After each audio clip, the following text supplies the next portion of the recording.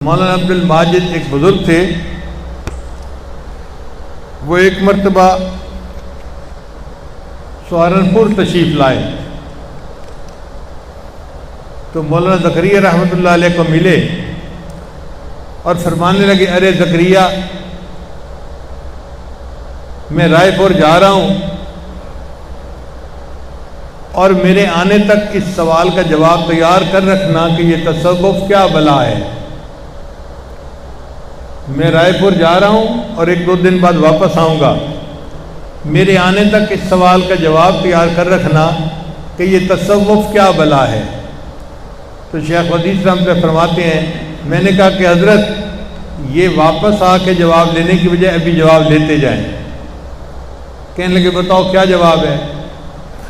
میں نے کہا حضرت تصوف کی ابتدا انما الاعمال بالنیات ہے کہ نیت کو ٹھیک رکھنا، اور تصوف کی انتہا ان تعبد اللہ کانک تراہ ہے۔ تو مولانا کہنے لگے، زکریا تو نے تو اتنے مشکل مسئلے کو 1 منٹ میں حاصل جو ہے نا کھول دیا۔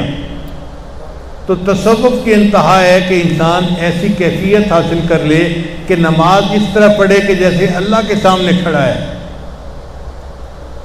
اس لیے تصوف جو ہے وہ کوئی خلاف شرع چیز نہیں ہے، وہ عین دین ہے، کیونکہ نبی علیہ السلام نے فرمایا کہ یہ جبرائیل تھے، آئے تھے تمہیں تمہارا دین سکھانے کے لیے۔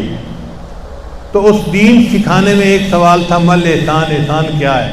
تو احسان پھر دین سے الگ تو نہ ہوا نا، دین کے اندر ایک چیز ہے جس کو سکھانے کے لیے جبرائیل السلام آئے تھے۔